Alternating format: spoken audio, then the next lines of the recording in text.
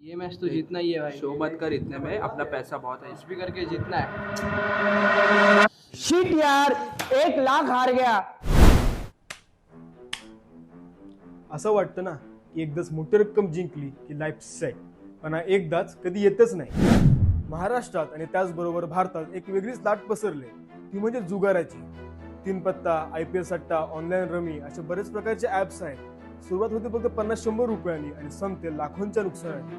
तुम्ही विचार करा, शाळेनंतर 3 ते 4 वर्ष अभ्यास करून 4 ते 5 लाख रुपये घालवतो, तेव्हा कुठे एक मुलगा 30 ते 40 हजार रुपयाची नोकरी करतो आणि तुम्हाला वाटतं 50-100 रुपये लावून तुम्ही करोडपती व्हाल.